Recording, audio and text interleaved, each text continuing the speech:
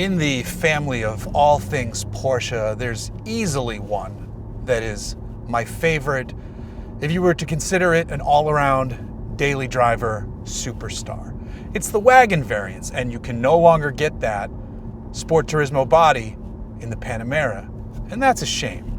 Thankfully, those of you buying Taycans, enough of you are buying the Wagon version of that wonderful machine.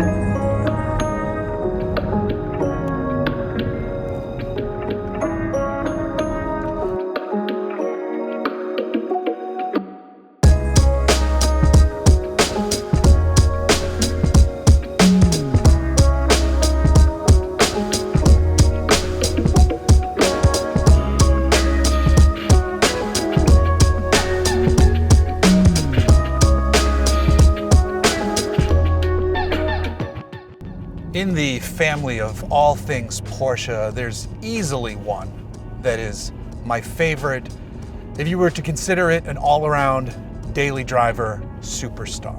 It's the Wagon variants, and you can no longer get that Sport Turismo body in the Panamera, and that's a shame. Thankfully, those of you buying Taycans, enough of you are buying the Wagon version of that wonderful machine.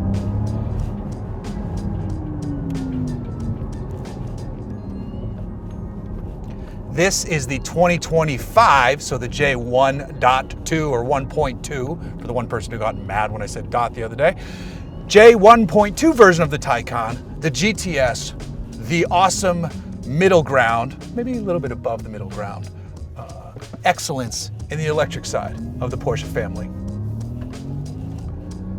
So what's the GTS secret sauce here? Well, it's always been, it starts with, a 4S level vehicle and then kicks things up a notch into GT territory, but not full GT3, not full turbo. Obviously, there's no GT3 at this thing. That would be pretty wild though. That means retuned GTS specific suspension, a GTS specific interior, and then a few other goodies and standard features, so on.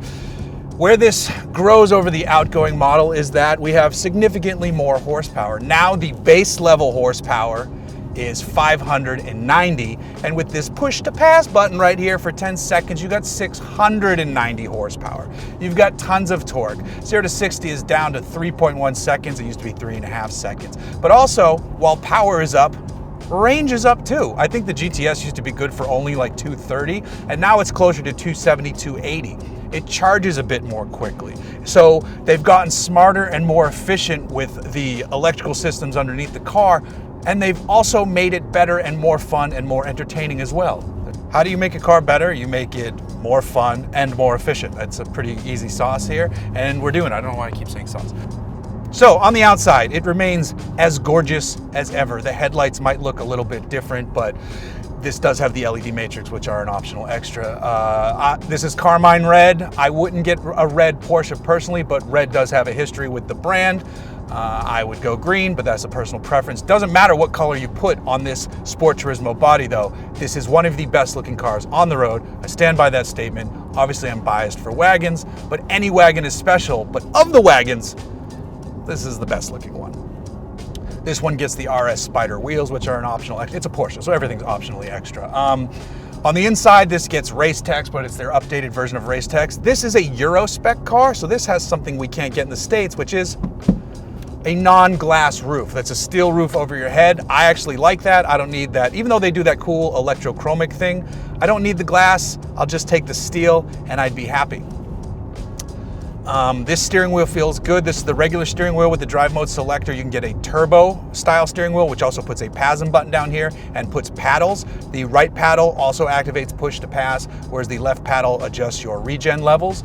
This does have push to pass down here in between in the drive mode selector wheel though. And with the drive mode selector, you got normal. There's a range mode, but who cares about that? You got normal, you got sport plus, and then if you want, you can do individual, in terms of just putting the drivetrain in sport plus, but then keeping the chassis in normal. And there's a good reason for doing that. Normally my inclination is just to go full sport plus everything, because it's usually a very well damped and smart system. It's not a crushing sporty system. Here though, this car is fitted with Porsche's Active Ride suspension setup, which is so involved that I'm gonna have to pause the video here, go back to my garage to tell you more about it.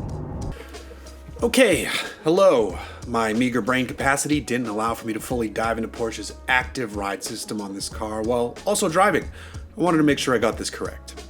Basically, you have a dual chamber suspension system that is hydraulic and electronically controlled. Both the rebound and compression adjustments are adaptive, but there are also no hydraulic accumulators. At each axle, you have a pair of pumps and a motor, and this packaging was designed to sit inside the existing space between the upright assemblies and behind the axle shafts.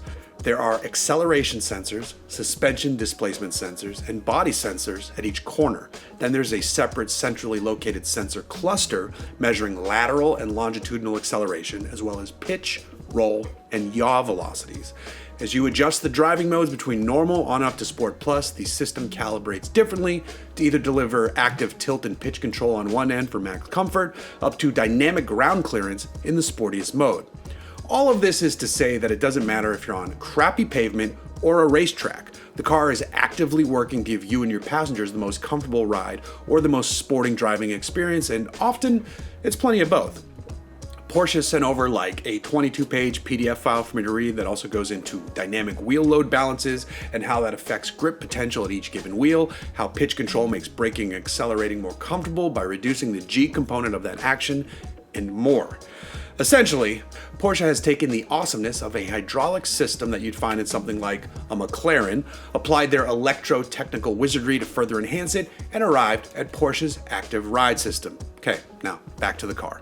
So, see, there's a lot going on here. This car can move around, and I guess it's even more crazy to experience in the Panamera because that's more of their showcase vehicle of the tech. But here in the Taycan, you can feel just how flat this thing wants to corner. It feels flatter in normal with the active ride stuff active than it does in Sport Plus.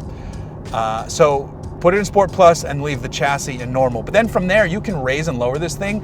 Technically, you can raise this to cross Turismo height as well. So if you wanted to hit a fire road in this, you could.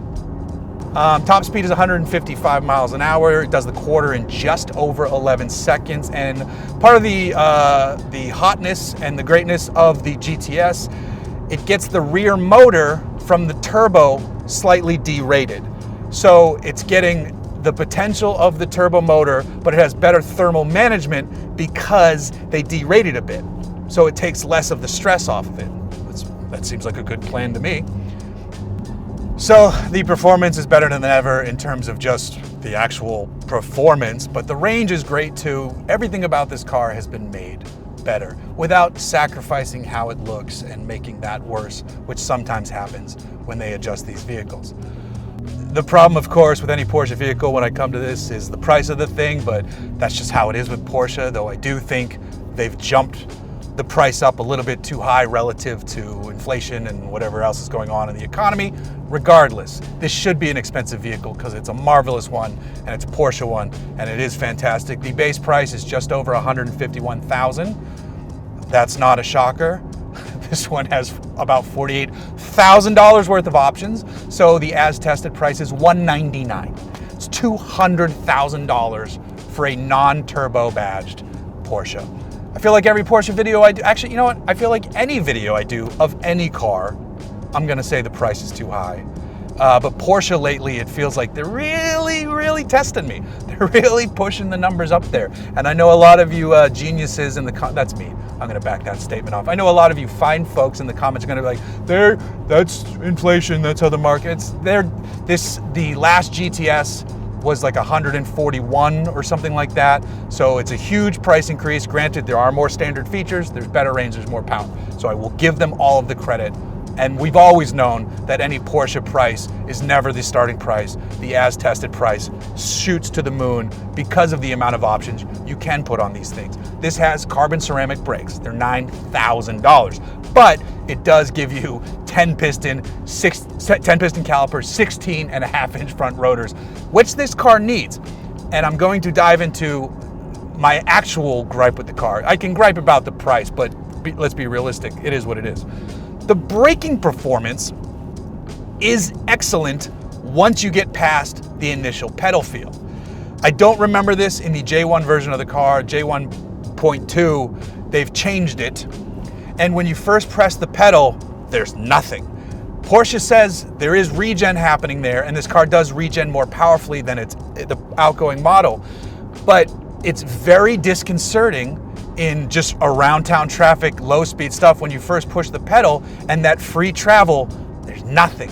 I hate that feeling, and especially in a Porsche, you expect it to start to bite. Right past that, the brakes feel excellent. Porsche insists part of that too is once you get into the actual hydraulic feel of the brakes, they're incredibly repeatable, the performance is there, and they shine on a racetrack. And I'm sure they do shine on a racetrack, because when I push them hard, they feel fantastic. They stop this car with immediacy. But that initial feel in stop and go traffic, it's actually not great, and it's really disappointing for the car. I'm kind of bummed about it, to be honest. And it's funny that Porsche's like, well, on the track, they're excellent. Any owner who tracks their Taycan GTS Wagon, you have my applause and my kudos. The percentage of owners doing that has to be a fraction of 1%. I'd love to be proven wrong there. They do offer an RS level tire for this. I believe it's a Trofeo RS as an optional summer. They have 2 levels of high performance summer tire available. I always thought they were Michelin, but for this car it has Pirelli's. There's the Trofeo, and then you can go full RS, which I wouldn't recommend as a daily driver, and that's part of the problem. This car is just a truly amazing daily driver. It's not a track weapon, so I would like them to adjust that initial bit of literal nothingness, at least that's how it feels to my foot, out of the brake pedal travel. Because once you're past that, these brakes are unbelievable. They're fantastic. Everything else is great. The steering feel is great. The active suspension keeps this car shockingly flat. It's like McLaren meets Multimatic, just with more aggression in terms of how it combats both rebound and compression. It's forcing it on both directions of the shock travel. It doesn't have to alter the springs, it's the air suspension managing it. It's a pretty wild system, and they managed to fit the package into the original PDCC packaging, so they didn't have to alter the car to fit it too. It's very German in its ingenuity and its smartness.